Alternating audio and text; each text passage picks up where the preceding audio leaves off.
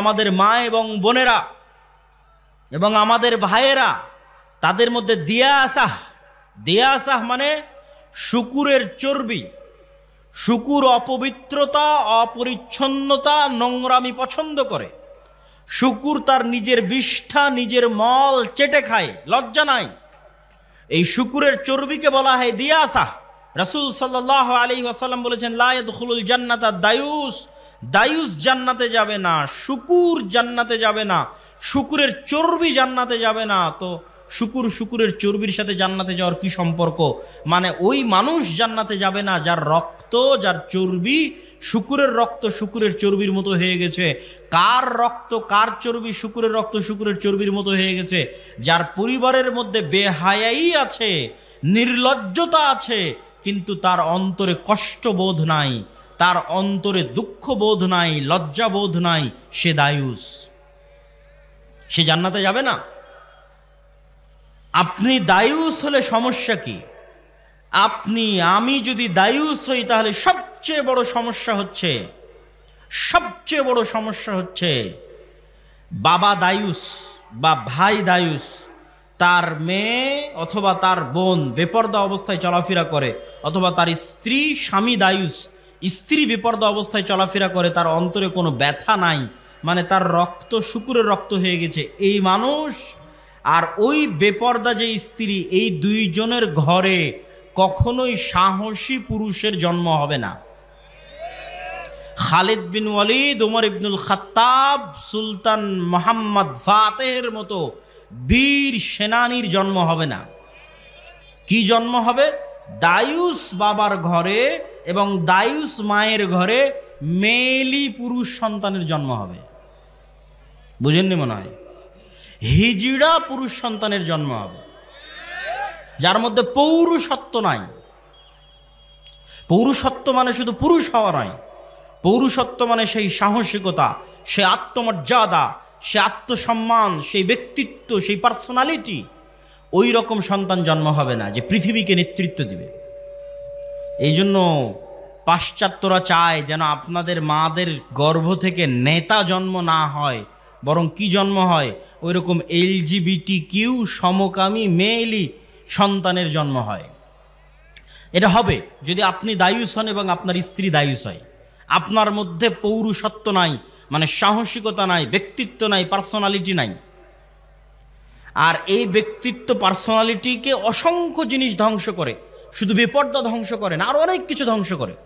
বেপর্দা যেমন আমাদের ইনার অভ্যন্তরীণ পার্সোনালিটি ব্যক্তিত্বকে ধ্বংস করে, ঠিক তেমনি লোন, ধার, কর্জ পার্সোনালিটিকে ধ্বংস করে। ইসলামে অর্থনৈতিক মূল্যবোধের 1 নাম্বার পয়েন্ট হচ্ছে আল কানাআহ, অল্পে সন্তুষ্ট থাকা।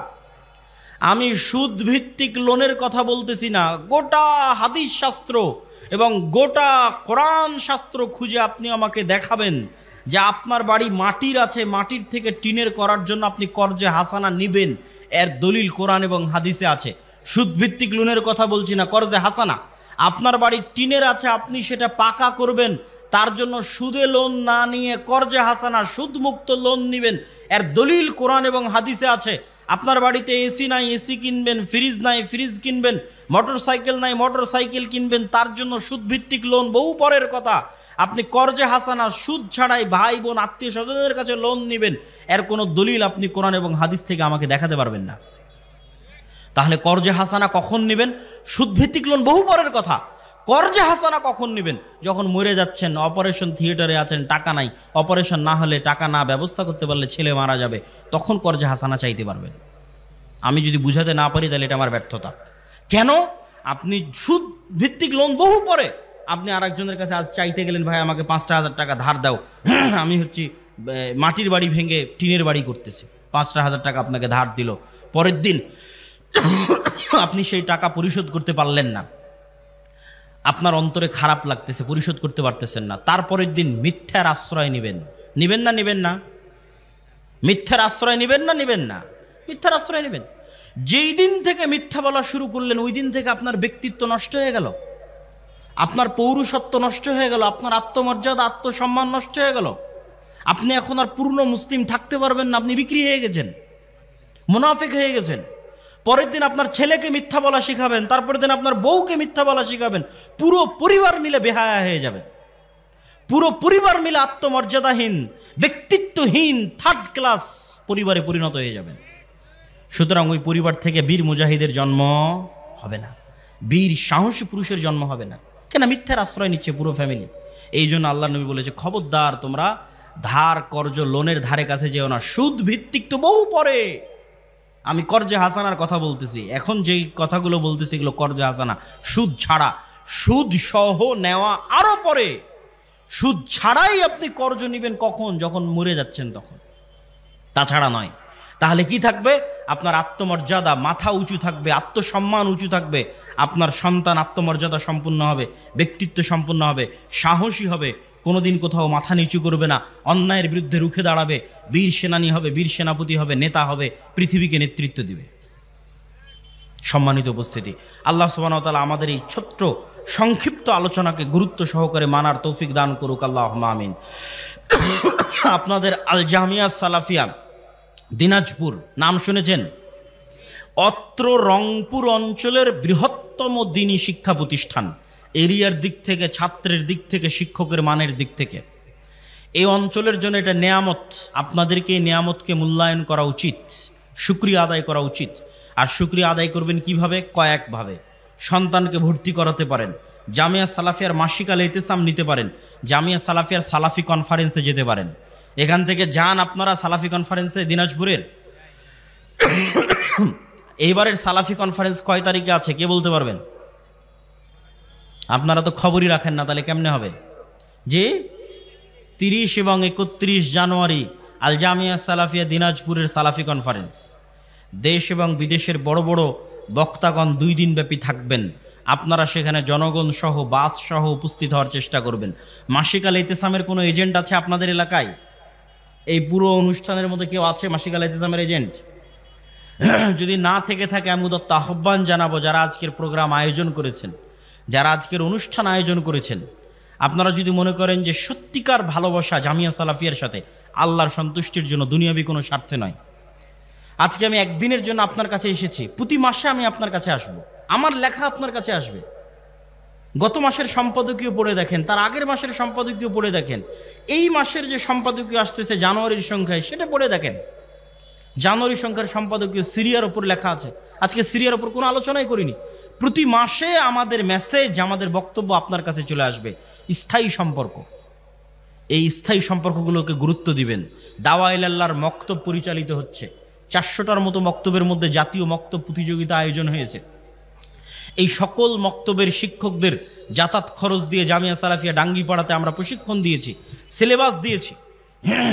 তাহলে এই মক্তবগুলোর মতো যদি আপনারা আপনাদের মক্তব পরিচালিত না করেন, এত সুযোগ সুবিধা দেওয়ার পরও, তাহলে দায়ী আমরা না, আপনারা। আপনার ইমাম আমার জামিয়া সালাফিয়া থেকে ট্রেনিং দিবে, এর জন্য টাকা লাগবে না, আমি যাতায়াত খরচ দিব। ওখানে থাকা থেকে খেয়ে ট্রেনিং নিবে, তার থাকা খাওয়া খরচ আমি দিব। কেন আপনারা আপনাদের মক্তবের ইমামদের পাঠাচ্ছেন না? যারা জালসার আয়োজন করেছেন, তারা যাদের সাথে যোগাযোগ করছেন আমাদের অফিসে, তাদের সাথে যোগাযোগ করে অবশ্যই জরুরি ভিত্তিতে আপনাদের আশেপাশের মক্তবের শিক্ষকদের রাজশাহীতে ট্রেনিংয়ে পাঠান। দেখবেন ট্রেনিং নিয়ে আসার পরে গ্রাম পরিবর্তন হয়ে গেছে, গ্রামের ছোট ছোট বাচ্চাদের দিন শিক্ষা পরিবর্তন হয়ে গেছে। আমরা যদি ওই ছোট বাচ্চাদের অন্তরে দিনের জ্ঞান না দিতে পারি, তাহলে এই একদিনের 1 ঘন্টার বক্তব্যে আমি আপনাকে পূর্ণ দিন শিখাতে পারবো না। কোথায় আজ বছরে 3, 4, 5 বছরে এখানে একবার আসলাম, কিন্তু আমি অল টাইম আপনার গ্রামে থাকবো। আমার সিলেবাস অনুযায়ী আপনার বক্তব্যটা চালান। আপনার শিক্ষককে আমাদের জামিয়া সালাফিয়া থেকে ট্রেনিং দিয়ে নিয়ে আসেন, তাহলে আমি আব্দুল্লাহ 24 ঘন্টা আপনার গ্রামে আছি, আপনার ছেলেদের সাথে আছে, আপনার সন্তানদের সাথে আছে। মাসিক আল ইতিসামের এজেন্ট হন, আমরা প্রতি মাসে আপনাদের কাছে চলে আসতেছি। সম্মানিত উপস্থিতি, জামিয়া সালাফিয়ার সার্বিক কাজের জন্য আপনারা আল্লাহ সুবহানাহু ওয়া তাআলার নিকটে দোয়া করবেন, আল্লাহ সুবহানাহু ওয়া তাআলা যেন কবুল করে, আল্লাহুম্মা আমিন। জামিয়া সালাফিয়া ডাঙ্গিপাড়া পাবা রাজশাহী, জামিয়া সালাফিয়া রূপগঞ্জ নারায়ণগঞ্জ, জামিয়া সালাফিয়া তেঘরা বিরল দিনাজপুর, জামিয়া সালাফিয়া বরিশাল, এই প্রত্যেক প্রতিষ্ঠানগুলো মিলে প্রায় 5000 ছাত্রছাত্রী, 250 থেকে 300 শিক্ষক শিক্ষিকা, কর্মকর্তা কর্মচারী। মাসিক আল ইতিসাম, মাকতাবাতুস সালাফ, আদ-দাওয়া ইলাল্লাহ, এগুলো সব মিলিয়ে যে বৃহৎ কার্যক্রম চলতেছে। রূপগঞ্জ নারায়ণগঞ্জে 10,000 মুসল্লি সালাত আদায় করতে পারবে। এই মসজিদ নির্মাণ চলতেছে, যার বেসমেন্ট ঢালাই কিছুদিন আগে হলো। আর আপনাদের তেঘরা বিরল দিনাজপুরেও মসজিদের কার্যক্রম শুরু হয়ে গেছে, মাঝে মধ্যে গিয়ে দেখে আসবেন, আল্লাহর সন্তুষ্টির জন্য দান করে আসবেন। আপনাদের প্রতিষ্ঠান, আপনাদের এলাকার প্রতিষ্ঠান এবং আপনাদের শ্রদ্ধেয় শায়েখ আব্দুর রাজ্জাক বিন ইউসুফের জন্য দোয়া করবেন। আল্লাহ সুবহানাহু ওয়া তাআলা তার হায়াতে তাইয়্যিবা দান করুক, আল্লাহুম্মা আমিন। এই বলে আমি আমার বক্তব্য এখানেই শেষ করছি। অনেক দূরের পথ আমাদের আগাতে হবে। কেন আপনারা দাড়ি রাখার বিষয়ে হেজিটেশন ফিল করেন, আপনারা দ্বিধায় ভোগেন, আপনার দিনের উপর আপনার কঠোরতা নাই, আপনার বিশ্বাস নাই, কিন্তু সে ড্যাম কেয়ার, সে পরোয়া করে না। আপনার পার্শ্ববর্তী দেশ হিন্দু, সে পরোয়া করে না, তার কপালে সিঁদুর দিবে, হাতে বালা দিবে, আরেকজন মুসলমানকে জোর করে বলাবে যে বল জয় শ্রীরাম, পরোয়া করে না, ড্যাম কেয়ার। কিন্তু আপনি কেন ভীতু কাপুরুষ, কেন আপনি হেজিটেশন ফিল করেন আপনার দিনের উপর? আপনি যতদিন হেজিটেশন ফিল করবেন গোলাম থাকবেন। কট্টর হন যে আমার দিনের জন্য আমি জীবন দিয়ে দেবো, যা করার করো। একদিনে স্বাধীন, আজীবনের গোলামি থেকে একদিনে স্বাধীন। এটা গেল এক নাম্বার, যে আমাদেরকে আমাদের দিনের উপর, আমাদের আল্লাহর নবীর সুন্নাতের উপর, আল্লাহ সুবহানাহু ওয়া তাআলার বিধানের উপর উইদাউট এনি কম্প্রোমাইজ কট্টর হতে হবে। কোনো প্রকার ছাড়, মিউ ছাড়া কট্টর হতে হবে। এটা আমার দিন, আমি এটা মানবো, এটা আমি চাই। আপনি স্বাধীন হয়ে যাবেন। তারপরে আমাদের করণীয় কি?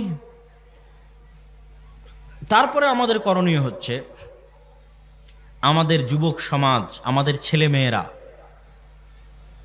তাদের যুবক সমাজ এবং তাদের ছেলে মেয়েদের চেয়ে পিছিয়ে আছে নেশা, মাদকতা, ডিভাইস আসক্তি, mobile, TikTok, Facebook, reels, video game, free fire, PUBG, মদ, জুয়া, বিড়ি, সিগারেট, গাঞ্জা, এগুলোর মধ্যে আমাদের যুবক এবং ছাত্র সমাজ তাদের চারিত্রিক এবং নৈতিক পদস্খলন ঘটিয়ে ফেলেছে।